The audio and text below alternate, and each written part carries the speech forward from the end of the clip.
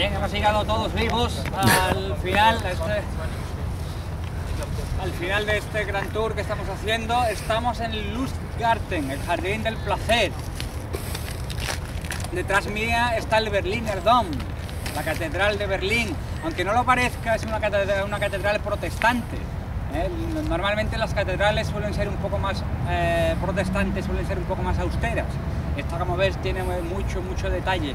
Aquí está enterrada toda la dinastía Hohenzollern, que es una dinastía que viene del siglo XV, una dinastía larguísima que va, bueno, todo el reinado de Prusia. Si quieren visitar, no está mal y pueden venir cuando quieran. Está abierto todos los días. Bien, vamos a terminar con lo que dije que iba a terminar, con la historia de la caída del muro de Berlín. En fin, es la gran pregunta. ¿Cómo cayó el muro de Berlín? ¿Qué ocurrió para que cayese el muro? Primero, hemos dicho que el muro se crea como un muro antifascista. El muro se crea para que las personas de Berlín Oriental no se escapen a Berlín Occidental. Ese, digamos, es el principio del muro. Después el muro está 28 años separando familias, separa todo Berlín. Y bueno, ¿qué pasa? ¿Por qué cae el muro de Berlín? Como bien saben, el muro de Berlín cae el 9 de noviembre de 1989. Pero antes, ¿qué ocurre? ¿Cuáles son las circunstancias que se dan para que ese muro termine cayendo? Bien, pocos meses antes, en 1989, también estamos, Gorbachov, como sabéis, que fue presidente de la Unión Soviética, tiene una maleta. En la maleta pone perestroika. La perestroika, digamos, es una gran apertura al mundo occidental, ya que todos los países de la Unión Soviética y la Unión Soviética están totalmente, han perdido, digamos, la batalla contra Occidente, ¿no? Están muy empobrecidos, es un sistema que no crea ningún tipo de riqueza y Gorbachov tiene claro de que hay que abrirse al mundo sin perder los valores soviéticos, pero abrirse un poco al mercado. Esto no gusta al presidente de la República Democrática Alemana, no le gusta nada este tipo de apertura. Honecker, que es el presidente de la República Democrática Alemana, es un presidente chapado a la antigua, es un presidente que había dicho que el muro iba a durar 100 años más, es de la vieja escuela y no le gusta nada la gran apertura, la gran reforma que es la perestroika que trae Gorbachov. Bien, Gorbachov viene a Berlín Oriental para celebrar el 40 aniversario de la República Democrática Alemana. La gente lo aplaude. Aplaude a Gorbachov porque, bueno, está harto, todo el mundo quiere que caiga el muro. Pero, como digo, Honecker no le interesa en absoluto. Bien, la primera reforma que hace también Gorbachov es quitar todos los tanques que tenían en los países satélites de la Unión Soviética, empiezan a retirarlo. Una vez que empieza a retirar los tanques, empieza a haber una pequeña apertura. La primera apertura se da en Hungría. Hungría es el primer país que abre la frontera con Austria. ¿Qué ocurre? Que los berlineses orientales van a Hungría de vacaciones, se supone, y así pudiendo atravesar la frontera a Austria, ¿no? a Occidente. La primera reacción del gobierno de la República Democrática Alemana es cerrar fronteras. No se puede viajar. No se puede viajar ni a los países satélites de la Unión Soviética, tampoco. Aquí no se puede salir. Empieza a haber protestas. Porque no solamente es Hungría quien empieza a abrirse un poco más al mundo, también hay otros países limítrofes, Chequia, como Polonia, que empiezan a tener una reforma de apertura. Y los berlineses orientales se preguntan, bueno, si se abre la frontera en Hungría, ¿por qué no también en Berlín Oriental? Poco a poco se empieza a protestar. La primera ciudad donde se empiezan a protestar es Leipzig. Leipzig es una ciudad que está a 2 horas de Berlín y todos los lunes se empieza a reunir gente en una plaza que hay en Leipzig.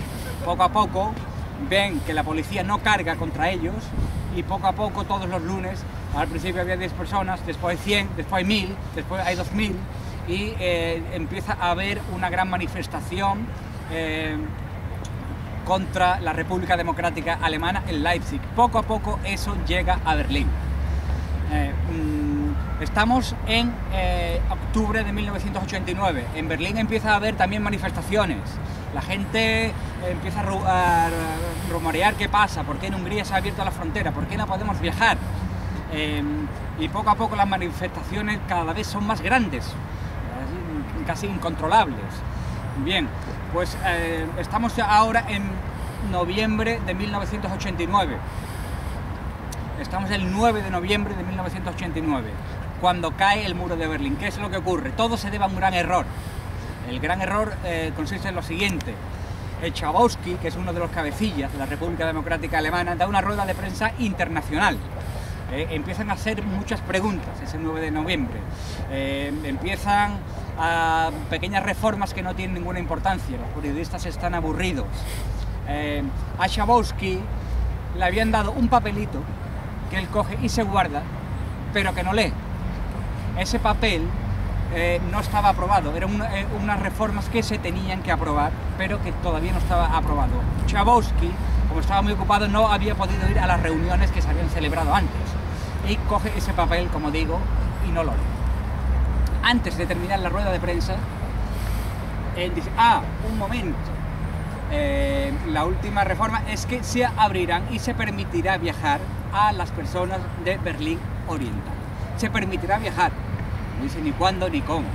Hay un periodista italiano, que ganó el Pulitzer, que le pregunta, señor Schabowski, se podrá viajar, pero ¿cuándo? ¿Cuándo se puede empezar a viajar?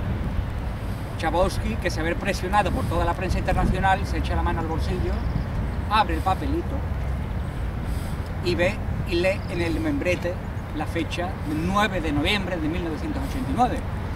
Se siente presionado, no sabía que no estaba aprobado ese papel y dice ab sofort. Ab sofort quiere decir ahora mismo, ya, se puede abrir ahora mismo. Claro, eso fue una auténtica bomba informativa, o sea, que ya se puede empezar a viajar. La segunda pregunta del periodista italiano es, bueno, ¿y si se puede empezar a viajar? También se puede viajar de Berlín Oriental a Berlín Occidental. El hombre lee el papel, como el cuento alemán, que es muy lógico, dice, bueno, si aquí pone 9 de noviembre de 1989, sí, efectivamente, se puede viajar de Berlín Oriental a Berlín Occidental. A partir de ahí empieza la gente a golparse en el muro, en el famoso muro de Berlín, en la zona de acceso de Berlín Oriental a Occidental. Los guardias, que no sabían nada, empiezan a ver a gente y dicen, bueno, ¿qué ocurre aquí? No sabían si cargar contra la masa, si no cargar.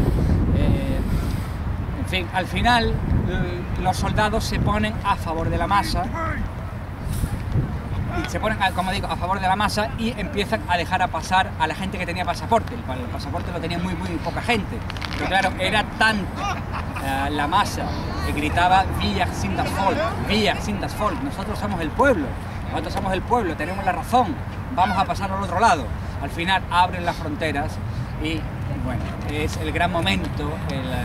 La primera frontera que se abre es la de Bornholm-Straße, que es un puente, y es el gran momento de la reunificación de dos pueblos que habían estado separados por el muro de la vergüenza durante 28 años, y empieza la gran reunificación en Alemania. Como digo, ese fin de semana hubo una gran fiesta en Berlín como no se ha dado en muchísimos años. Por supuesto, ahí, ¿quién ganó dinero? La Bayer, Pues para la resaca, exactamente fue la Bayer los que ganaron muchísimo dinero. Así se produce la gran reunificación por este gran error de Schabowski, la gran reunificación, como digo, de dos pueblos separados durante 28 años. Con esto terminamos. Espero que les haya gustado el tour. Ahora viene lo más difícil, tienen que valorar el tour, tienen que decir si les ha gustado, si no les ha gustado, valoren el tour, sean sinceros y bueno, y yo aceptaré lo que ustedes quieran darme. Muchas gracias, haber sido un público magnífico y estupendo, y espero que quien esté interesado haga otros tours de esa manera. Muchas gracias y hasta ahora.